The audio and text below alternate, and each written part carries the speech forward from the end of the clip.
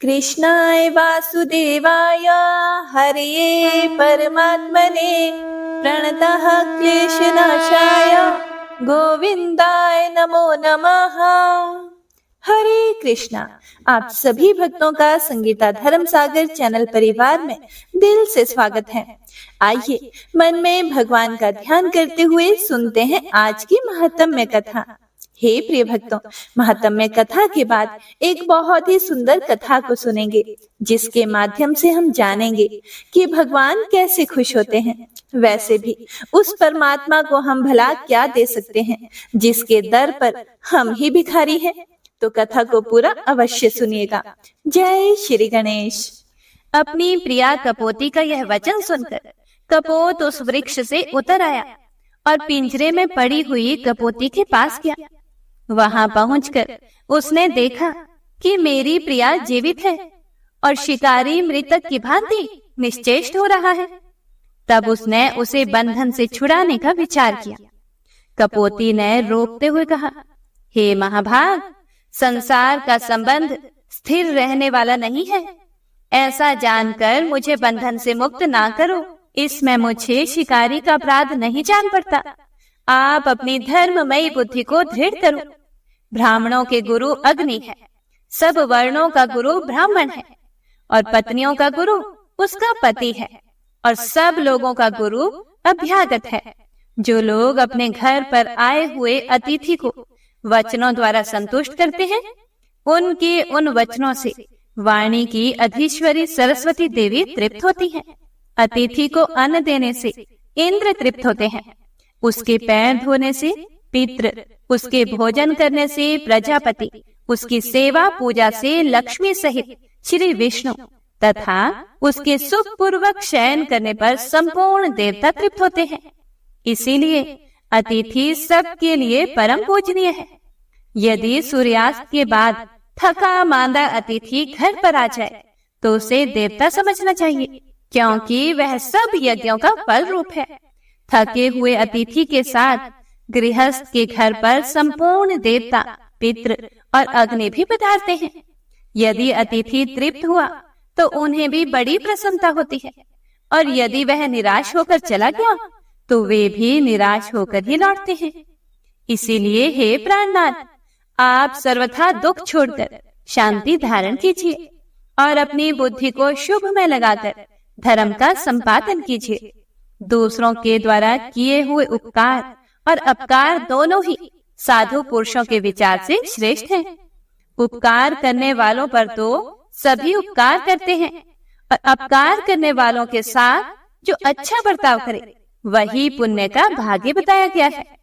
हे प्रिय भक्तों, फिर कपोत बोला, हे सुमुखी, तुमने हम दोनों के योग्य ही उत्तम बात कही है, परंतु इस विषय में मुझे कुछ और भी कहना है, उसे भी सुनो।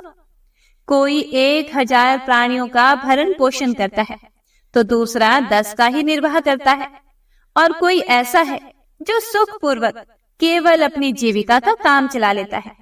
किंतु हम लोग ऐसे जीवों में से हैं जो अपना ही पेट बड़े कष्ट से भर पाते हैं। कुछ लोग खाई खोद कर उसमें अन्न भर कर रखते हैं, तो कुछ लोग कोठे भर धान के धनी होते हैं, और कितने ही घड़ों में धान भर कर रखते हैं, परंतु हमारे पास तो उतना ही संग्रह होता है जितना अपने चोंच में आ जाए। हे शुभे, अब तुम ही बताओ, ऐसी दशा में इस थके मांदे अतिथि का आदर सत्कार मैं किस प्रकार करूं? यह सुनकर कपोती ने कहा, हे नाथ, अग्नि, जल, मीठी वाणी, तृण और काष्ठ आदि जो कुछ भी संभव हो वह अतिथि को देना चाहिए। यह व्याध सर्दी से कष्ट पा रहा है। अपनी प्यारी पत्नी का कथन सुनकर पक्षीराज कपोत ने पेड़ पर चढ़कर सब ओर देखा तो कुछ दूरी पर उसे आग दिखाई दी। वहां जाकर वह चोंच से जलती हुई लकड़ी उठा कर लाया और शिकारी के आगे रखकर अग्नि को प्रज्वलित किया। फिर सूखे काट, पत्ते और तिनके बार बार आग में डालने लगा। आग प्रज्वलित हो उठी। उसे देखकर सर्दी से दुखी शिकारी ने अपने जड़वत बने हुए अंगों को तपाया। इससे उसको बड़ा आराम मिला। कपोती ने देखा कि अब शिकारी भूख की आग में जल रहा है। तब उसने अपने स्वामी से कहा, हे महाभाग, मुझे आग में डाल दीजिए, मैं अपने शरीर से इस दुखी शिकारी को तृप्त करूंगी। हे सुव्रत, ऐसा करने से आप अतिथि सत्कार करने वाले पुण्य आत्माओं के लोक में जाओगे। यह सुनकर कपोत बोला, हे शुभे, मेरे जीते जी यह तुम्हारा धर्म नहीं है, मुझे ही आज्ञा दो, मैं ही आज अतिथि यज्ञ करूंगा। ऐसा कहकर कपोत ने सबको शरण देने वाले भक्त वत्सल विश्व रूप चतुर्भुज महाविष्णु का स्मरण करते हुए अग्नि की 3 बार परिक्रमा की। फिर शिकारी से यह कहते हुए अग्नि में प्रवेश किया कि मुझे सुखपूर्वक अपने उपयोग में लाओ, अर्थात मुझे खा लो। कपोत ने अपनी जीवन को अग्नि में होम दिया। यह देखकर शिकारी कहने लगा, अहो, मेरे इस मनुष्य शरीर का जीवन तो धिक्कार देने योग्य है, क्योंकि मेरे ही लिए पक्षी राज ने यह साहसपूर्ण कार्य किया है। ऐसा कहते हुए शिकारी से कपोती ने कहा, हे महाभाग, अब मुझे छोड़ दो, देखो मेरे ये पतिदेव मुझसे दूर चले जा रहे हैं।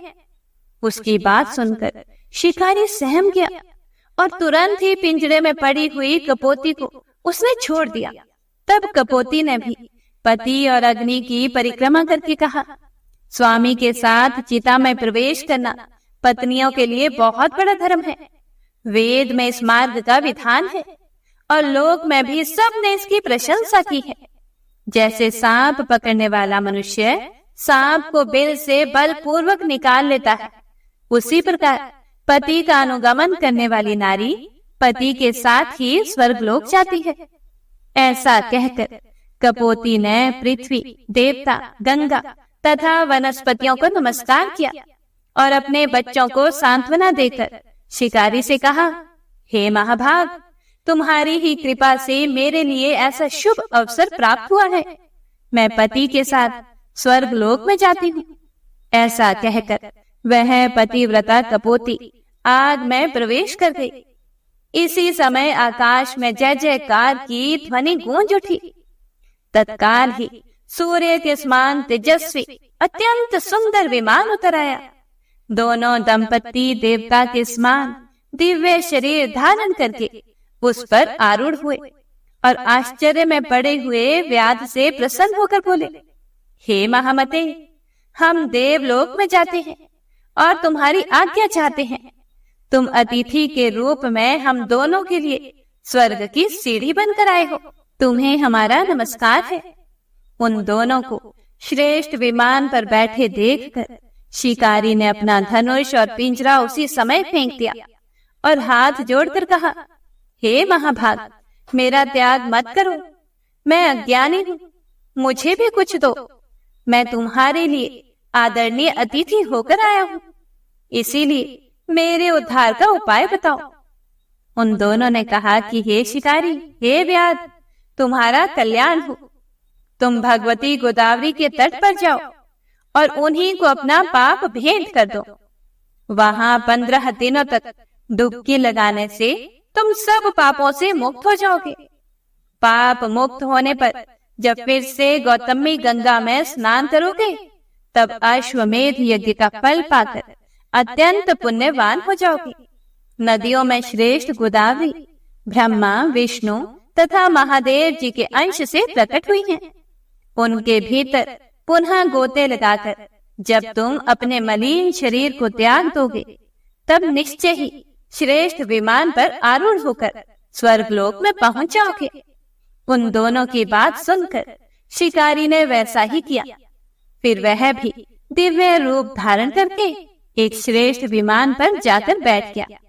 कपोत, कपोती और व्याध तीनों ही गौतमी गंगा के प्रभाव से स्वर्ग में चले गए। तभी से वह स्थान कपोत तीर्थ के नाम से विख्यात हुआ। वहां स्नान, दान, पितरों की पूजा, जप और यज्ञ आदि कर्म करने पर वे अक्षय फल को देने वाले होते हैं। फिर आगे ब्रह्मा जी कहते हैं कि गोदावरी गंगा में कार्तिकेय जी का भी एक तीर्थ है जो बहुत उत्तम है। वह कौमार तीर्थ के नाम से प्रसिद्ध है। उसका नाम सुनने मात्र से ही मनुष्य कुलीन और रूपवान होता है। उसके आगे कृतिका तीर्थ है, जिसके श्रवण मात्र से सोमपान का फल मिलता है। हे महामुने, अब दशाश्वमेधिक तीर्थ का महात्म्य सुनो। उसके श्रवण मात्र से अश्वमेध यज्ञ के फल की प्राप्ति होती है। विश्वकर्मा के पुत्र महाबली विश्वरूप हुए। विश्वरूप के प्रथम नामक पुत्र हुआ। उसके पुत्र का नाम भवन हुआ। महाबाहु भवन सार्वभौम राजा हुए। उनके पुरोहित कश्यप थे, जो सब प्रकार के ज्ञान में निपुण थे। एक दिन महाबाहु भवन ने अपने पुरोहित से पूछा, हे मुनि, मैं एक ही साथ 10 अश्वमेध यज्ञ करना चाहता हूँ। वह यज्ञ कहाँ करूं? फिर कश्यप जी ने प्रयाग का नाम लिया और उन स्थानों पर यज्ञ करने को बताया, जहाँ श्रेष्ठ द्विजों ने पूर्व काल में बड़े बड़े यज्ञों का अनुष्ठान किया था। राजा के यज्ञ में बहुत से ऋषि ऋत्विज हुए। पुरोहित ने एक ही साथ 10 अश्वमेध यज्ञ आरंभ किए, परंतु उनमें से एक भी पूर्ण न हुआ। यह देखकर राजा को बड़ी चिंता हुई। उन्होंने प्रयाग छोड़कर अन्य स्थानों में उन यज्ञों का आरंभ किया, परंतु वहां भी विघ्न दोष आ पहुंचे।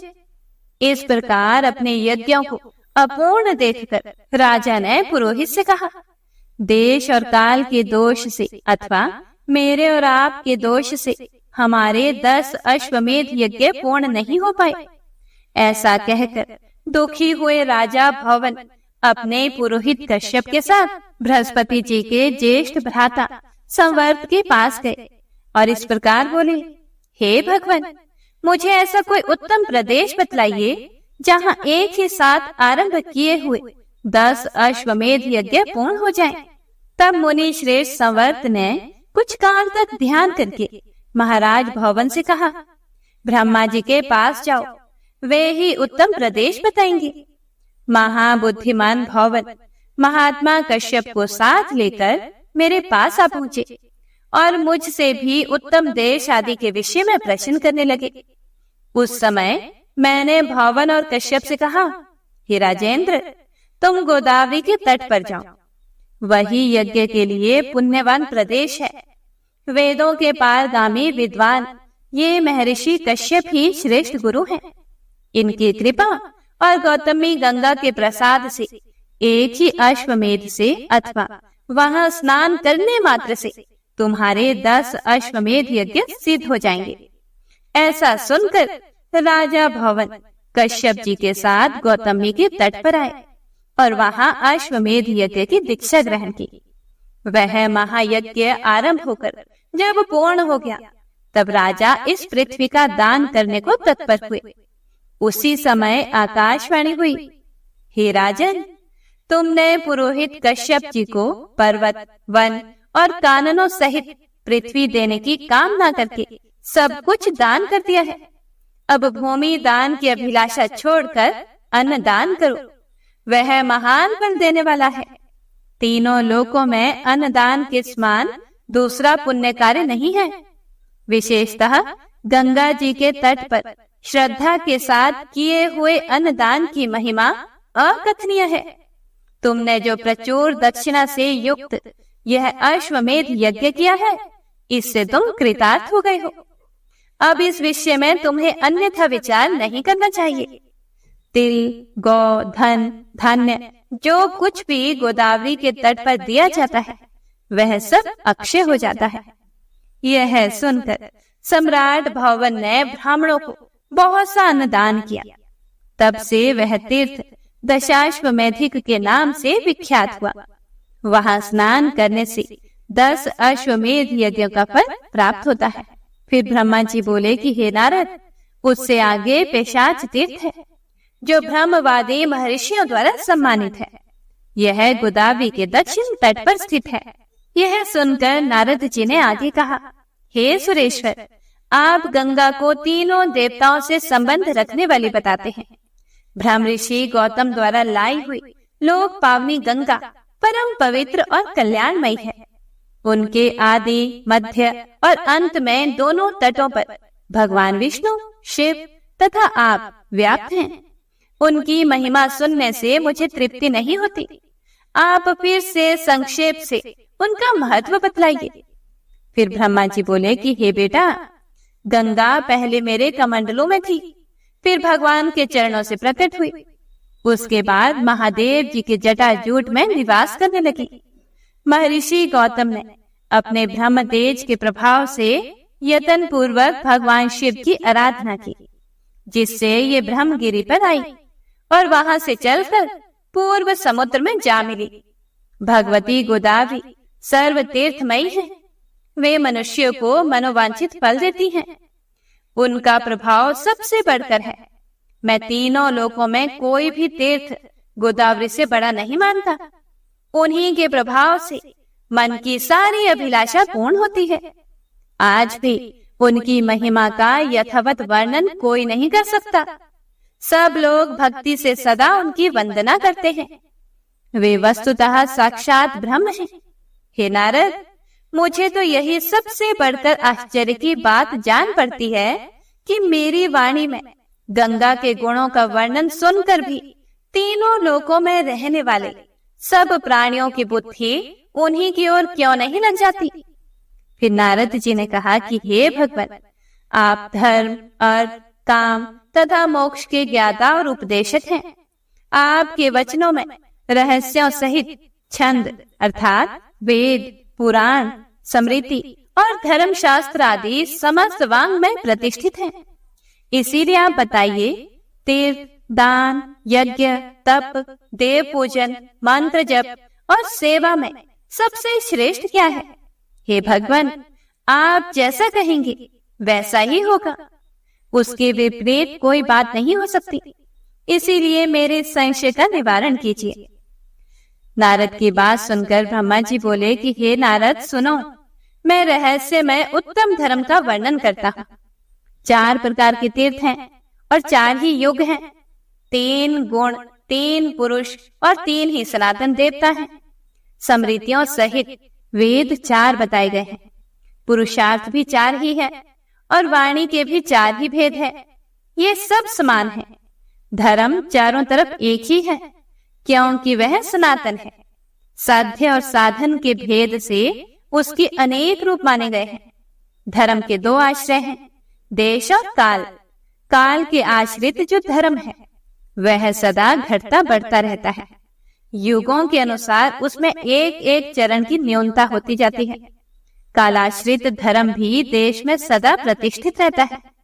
युगों का क्षय होने पर भी देशाश्रित धर्म की हानि नहीं होती। जो धर्म दोनों आश्रयों से हीन है उसका अभाव हो जाता है। इसीलिए देश के आश्रित रहने वाला धर्म अपने चारों चरणों के साथ प्रतिष्ठित होता है। देशाश्रित धर्म भिन्न भिन्न देशों में तीर्थ रूप से स्थित रहता है। सतयुग में धर्म देश और काल दोनों के आश्रित होता है और त्रेता में उसके 1 चरण की, द्वापर में 2 चरणों की और कलयुग में उसके 3 चरणों की हानि होती है।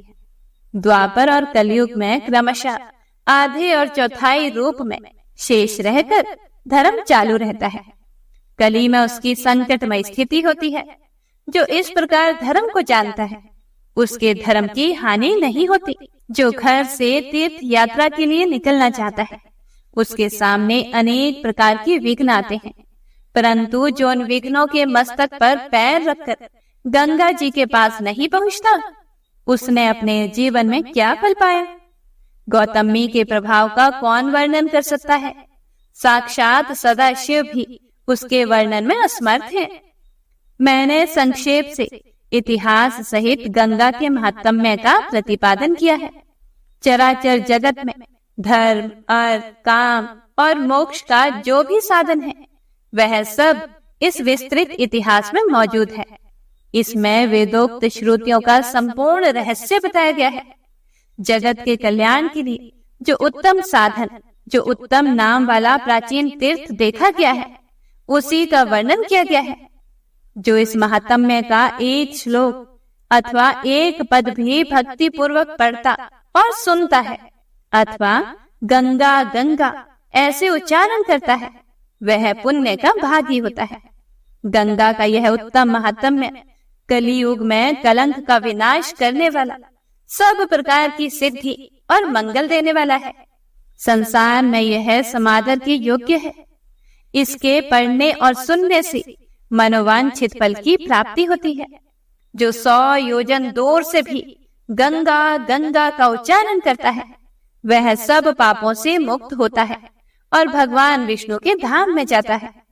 तीनों लोकों में 3.5 करोड़ तीर्थ हैं। वे सभी बृहस्पति के सिंह राशि में स्थित होने पर गौतमी गंगा में स्नान करने के लिए आते हैं। बेटा, ये गौतमी मेरी आज्ञा से सदा सब मनुष्यों को स्नान करने पर मोक्ष प्रदान करेंगी। 1000 अश्वमेध और 100 वाजपेय यज्ञ करने पर जो फल मिलता है, वह इस महात्म्य के श्रवण मात्र से प्राप्त हो जाता है।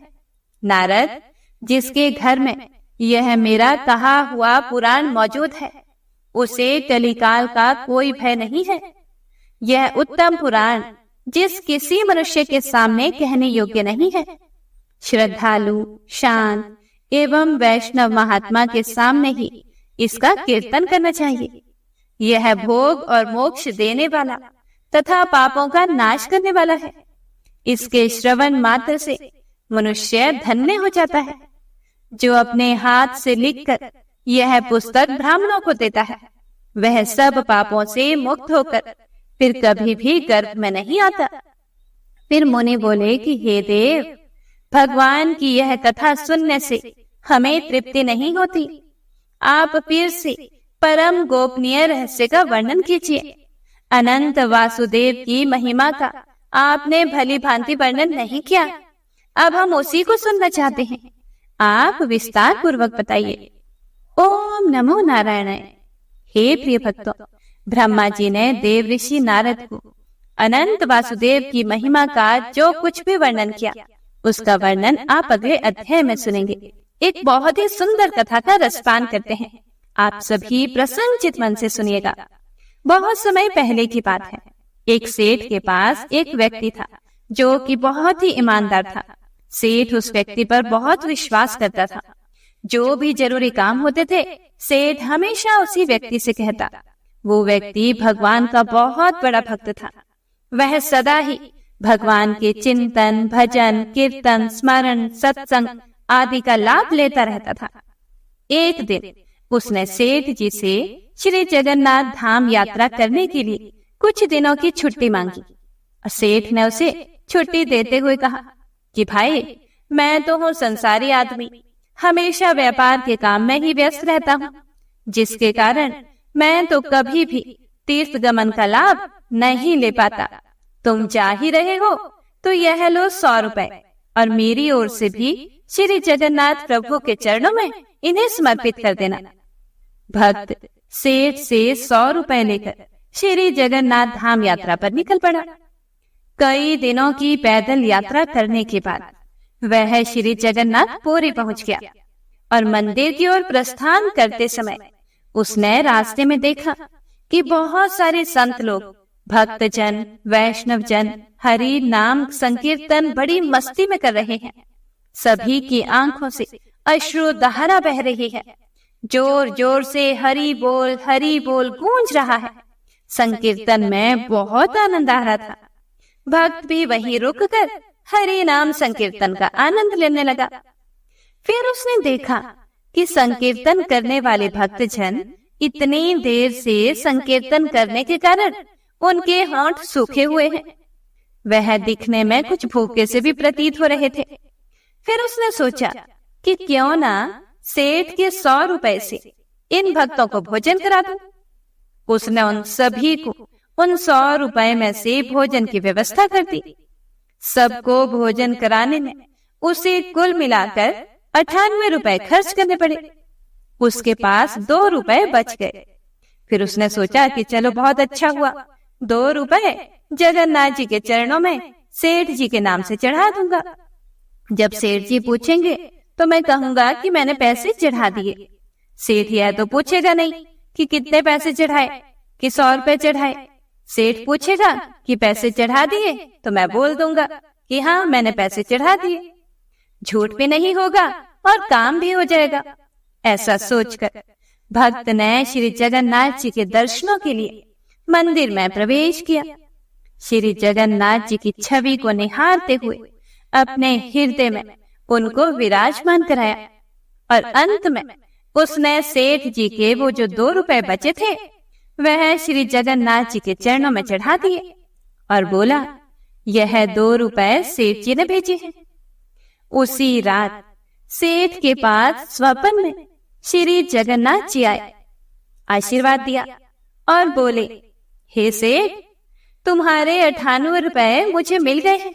हे प्रिय भक्तों, इतना कहकर स्वप्न से श्री जगन्नाथ जी अंतर ध्यान हो गए। अब सेठ उसी समय जाग गया और वह सोचने लगा कि मेरा नौकर तो बड़ा ही ईमानदार है, पर अचानक से उसे ऐसी क्या जरूरत पड़ गई थी कि उसने 2 रुपए भगवान को कम चढ़ाए। उसने 2 रुपए का क्या खा लिया होगा, उसे ऐसी क्या जरूरत पड़ी। सेठ ऐसा विचार करता रहा। काफी दिन बीतने के बाद जब वह भक्त वापस आया और सेठ के पास पहुंचा, तब सेठ ने कहा कि मेरे पैसे जगन्नाथ जी को चढ़ा दिए थे। भक्त बोला कि हाँ, मैंने पैसे चढ़ा दिए। सेठ ने कहा, पर तुमने 98 रुपए क्यों चढ़ाए? 2 रुपए किस काम में प्रयोग किए? तब भक्त ने सारी बात बताई कि उसने 98 रुपए से संतों को भोजन करा दिया था और ठाकुर जी को सिर्फ 2 रुपए चढ़ाए थे। सेठ उसी समय सारी बात समझ गया। वह बड़ा खुश हुआ तथा भक्त के चरणों में गिर पड़ा और बोला कि तुम धन्य हो, तुम्हारी वजह से मुझे श्री जगन्नाथ जी के दर्शन यहीं बैठे बैठे हो गए। तो हे प्रिय भक्तों, भगवान को आपके धन की कोई आवश्यकता नहीं है। भगवान को वह 98 रुपए स्वीकार है जो जीव मात्र की सेवा में खर्च किए गए, और उस 2 रुपए का कोई भी महत्व नहीं जो उनके चरणों में नगद चढ़ाए गए। हे प्रिय भक्तों, हम तो यही समझते हैं कि भगवान को चढ़ावे की जरूरत नहीं होती। सच्चे मन से किसी जरूरतमंद की जरूरत को पूरा कर देना भी भगवान को भेंट चढ़ाने से भी कहीं ज्यादा अच्छा होता है। और वैसे भी उस परमात्मा को हम क्या दे सकते हैं जिसके दर पर हम ही भिखारी हैं। हे प्रिय भक्तों, तो यह थी एक छोटी सी बहुत ही सुंदर कथा। उम्मीद करती हूँ कि आपको यह कथा पसंद आई होगी। वंशी शोभित कर मधुर नील जलद तन श्याम, अरुण अधर जनु बिंब फल नयन कमल अभिराम, पूर्ण इंद्र अरविंद मुख पीतांबर शुभ साज, जय मन मोहन मदन छवि कृष्ण चंद्र महाराज। जय यदुनंदन जय जगवंदन, जय वसुदेव देवकी नंदन, जय यशोदासुत नंद दुलारे, जय प्रभु भक्तन के धृत तारे, जय नटनागर नागन थैया कृष्ण कन्हैया धेनु चरैया, पुनि नख पर प्रभु गिरिवर धारो, आओ दीनन कष्ट निवारो, वंशी मधुरे अधर धर तेरे, होवे पूर्ण मनोरथ मेरी, आओ हरि पुनि माखन चाखो, आज लाज भारत की राखो, गोल कपोल चिबुक करुणारे, मृदु मुस्कान मोहिनी डारे, रंजित राजीव नयन विशाला, मोर मुकुट वैजंती माला, कुंडल श्रवण पीठ पटाछे, कटिके गणि काछन काछे, नील जलज सुंदर तनु सोहे, छवि लख सुर नर मुनि मन मोहे, मस्तक तिलक अलक घुंघराले, आओ कृष्ण बांसुरी वाले, करि पय पान पूत नहीं तार्यो, अका बका गासुर मार्यो, मधुवन जलत अग्नि जब ज्वाला, भई शीतल लखि तहि नंद लाला। सुरपति जब ब्रज चढ़े और साई, मोसर धार वारी वर्षाई। लगत लगत ब्रज चहन बहायो, गोवर्धन नख धारी बचायो। लखी यशोदा मन ब्रह्म अधिकाई, मुख मह 14 भुवन दिखाई। दुष्ट कंस अति उधम मचायो, कोटि कमल जब फूल मंगायो। नाथी काली यही तब तुम लीन है, चरण चिन्ह दई निर्भय कीन है। करी गोपिन संग रास विलासा, सबकी पूर्ण करी अभिलाषा। केतिक महासुर संहार्यो, कंस ही केस पकड़ी दई मार्यो। मात पिता की बंदी छुड़ाई, उग्रसेन कहा राज दिलाई। मही से मृतक छहो सुत लायो, मातु देव की शोक मिटायो। भौमासुर मुर दैत्य सहारी, लाए 68 सहस कुमारी। दई भिन ही तृण चीर सहारा, जरा सिंधु राक्षस कह मारा। असुर बकासुर आदिक मार्यो, भक्तन के तब कष्ट निवार्यो। दीन सुदामा के दुख टार्यो, तंदुल 3 मूठ मुख डार्यो। प्रेम के साग विदुर धर मांगे, दुर्योधन के मेवा त्यागे। लखी प्रेम की महिमा भारी, ऐसे श्याम दीन हितकारी।